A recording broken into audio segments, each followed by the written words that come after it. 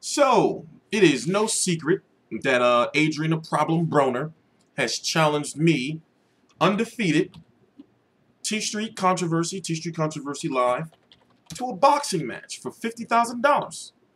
But first, he has to take care of business against Mikey Garcia, July the 29th, 2017, on Showtime in the Barclays Center against Mikey Garcia. Adrien Broner is 33-2 with 24 KOs. Now, here's the thing, right? Let me tell you who I am. I watched every single Adrien Broner fight that's available for you to watch on the internet. Multiple times. To the point where, if you go back to a fight that he had, I believe it was his ESPN debut in 2009, May the 8th of 2009, against a fighter by the name of Fernando Quintero. Both fighters were undefeated at that time. Adrien Broner was 1, 2, 3, 4, 5, 6, 7, 8, 9-0, and Quintero was 7-0. Quintero got robbed, in my opinion. Go watch the fight. There was some controversy. But see, Adrien Broner was nowhere near the fighter that he is today. In my opinion, it was his first gift. How did Adrien Broner lose that fight, in my opinion? Or in the opinion of others, especially if you go watch the fight, the commentators? The lack of foot movement. And the fact that Quintero was out punching him. Doesn't that sound familiar? Isn't that what's called the Achilles heel? Isn't that been the issue, or has that not been the issue with a fighter like Adrien Broner? Now let's fast forward to Daniel Ponce de Leon.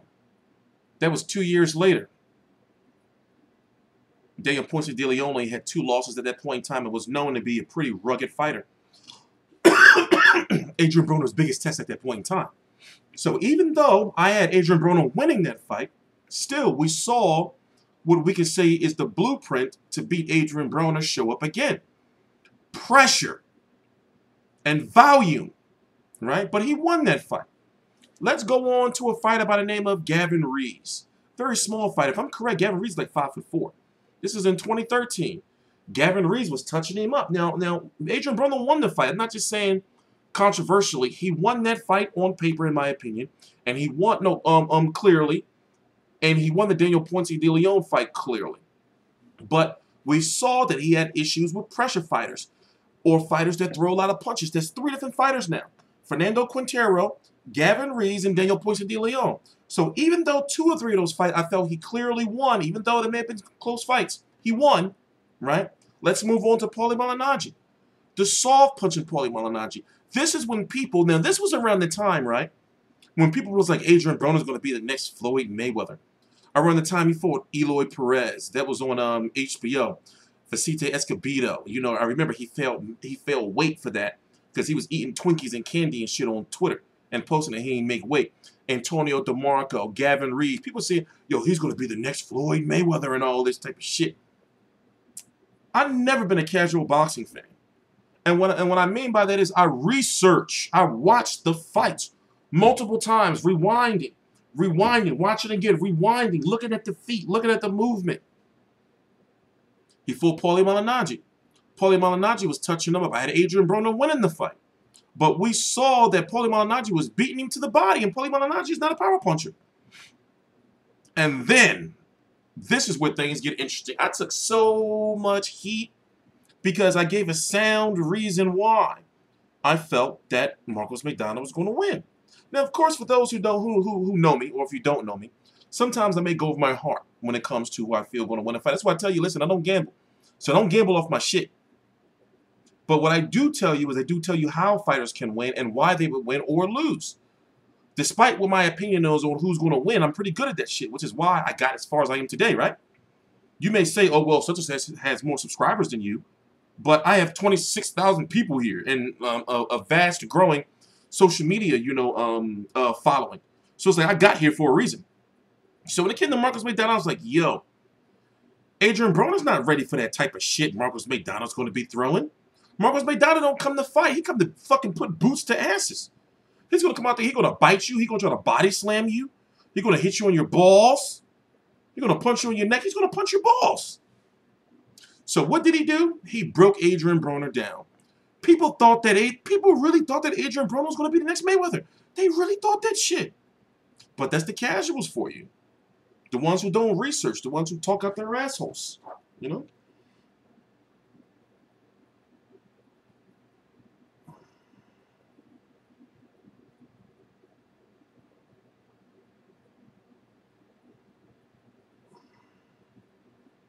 You know? So, he took his first loss against Marcos McDonald. Paulie Malignaggi, Gavin Rees, Fernando Quintero, and Daniel Ponce de Leon showed that if you touch up or if you smother Adrien Broner, you know you have a good chance of winning. So, what happens? He fights Carlos Molina as a comeback fight. Okay, he won that fight. He fought Emmanuel Taylor, a fight that was somewhat made for him. You know, he put on an excellent boxing performance against John Molina Jr., even though he missed weight for the premiere of Premier Boxing Champions on free TV, for crying out loud. Then he fought Sean Porter. Now, we already knew that Adrien Broner was the underdog against Sean Porter. But still, Adrien Broner took the fight. And also, they gave Adrien Broner Adrien Broner an extra edge because they drained and made Sean Porter, yes, Sean Porter, get the 144. Sean Porter. They made him get the 144. Crazy, right? Adrien Broner lost. However, he did get that flash knockdown. What was that, round 11 or 12? Round 12. He went on to win a title in what, his fourth weight division against Khabib Alakverdiev. He went on to fight Ashley Theophane, another fight where he missed weight. Lost his belt on the scales. Then he fought Adrian Granados. Now, when the Adrian Granados fight came up, I said, well, wait a minute. He's going to pressure him. And all Adrian Granados got to do is throw a whole bunch of punches. And if you know Adrian Granados has nothing but split decisions and majority decisions on his record. Some people feel that Adrien Broner lost that fight. I think Adrien Broner won, but barely. If he would have lost that fight, it would have been over for him. You know? He would have been... They're already saying... And remember, this is just not me saying this shit. They're already saying he's the next Zab Judah. They're saying, yeah, he's this generation's Zab Judah. So it's like, when it comes to Mikey Garcia, in my personal opinion, I feel that Adrien Broner has a good chance to win.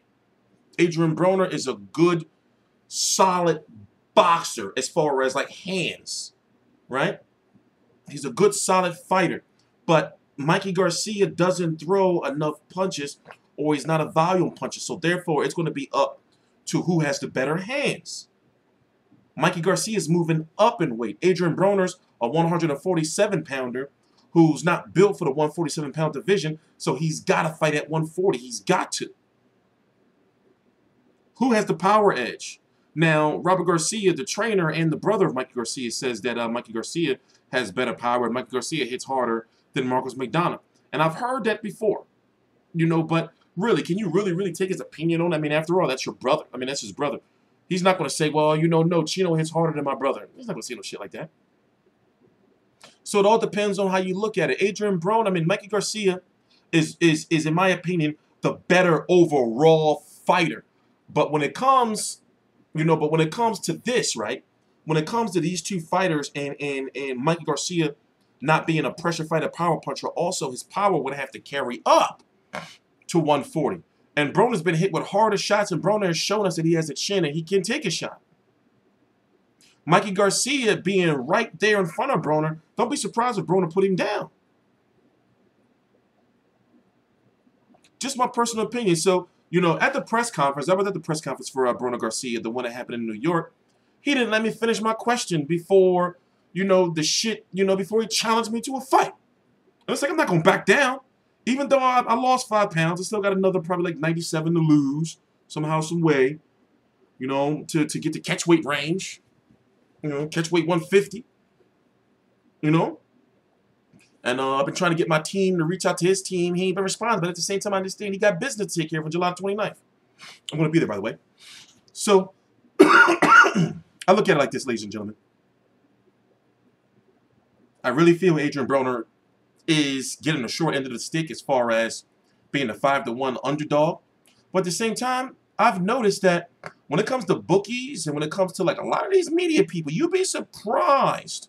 You'd be surprised how many of these media people, boxing media people, are fucking casuals.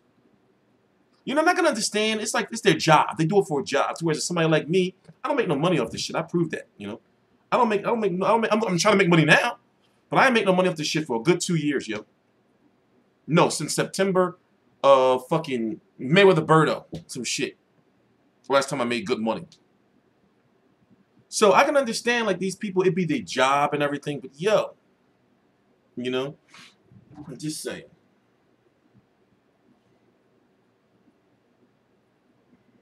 So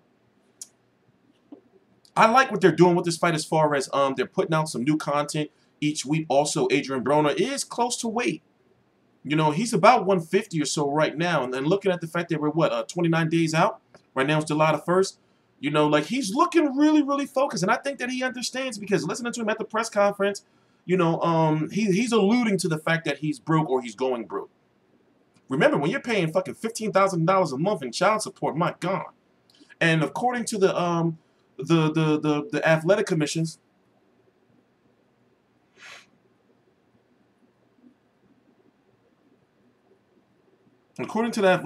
we know how much he make. Now, some people are going to say, well, we don't know how much money he's making off the back end. Oh, fuck all that bullshit. Come on. From what we can see, we know that Adrien Broner, it seems as though he's living above his means. You know, the guy's making about, what, $1 million or so, 1.2, you know, or so a fight. Don't be surprised if he only makes $1 million this fight, you know, because they got to give Mikey Garcia good money too. But imagine if he loses, you know. That's a pay cut, yo. And even though he's marketable, still, you got to win to keep that marketability up. This is a must-win for Adrien Broner. Also, he's fighting a smaller fighter. You see what I'm saying? This is a must-win for him, yo. And I really hope that he's really taking this shit seriously. The man got shot at. That getting shot at shit ain't no joke, yo. That shit will fuck with you. So I'm wondering, you know, that like, if in his mind he's thinking like, yo, I got to get this shit done. You know, because his career is in jeopardy. How old is Broner? Broner's 27. And it's crazy. He's 27 and he's got so much more time left. But if he loses to Mikey Garcia, it's going to be a pay cut. You know, and also fans are going to lose. Like, they're already losing support, like, for him. They think he's overhyped. They think he's overhyped. So only time will tell, right? July the 29th on Showtime, the biggest non-pay-per-view fight of the summer, because a lot of times it's about the storylines behind the fights. Now, when it comes to Mikey Garcia, if he loses, he can just say, well, you know, 140 was too much for me. I'm going to go back to 135 and defend my title against Will Linares, or go after Robert Easter or Verdejo or some shit. But Broner, if he wins, and if he can make that 140, he's going to be guaranteed a high ranking at 140 pounds. And possibly get the winner of Crawford versus Ndango for all the marbles. Both of these guys.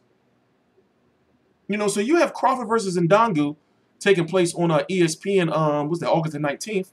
That's going to be for the WBA, WBC, WBO, IBF, fucking IBO, the highly coveted and alluring IBO title in the Ring magazine. So if the cards are played right, Adrien Broner, if, you know, he can fight for all of the titles, all of the belts, and erase all of the bullshit that he's done in the past. If the cards are played right. Because from my understanding, from what I heard, is that if he fought Adrian Granados, and the fight was at 140 pounds, right? Remember, the fight was at a catchweight, but it was supposed to be at 140. If he would have fought Adrian Granados at 140 pounds, we could have probably seen him versus Crawford by now. And that's real.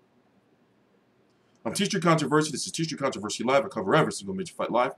Please subscribe. I'll link to my social media right down below in the description box.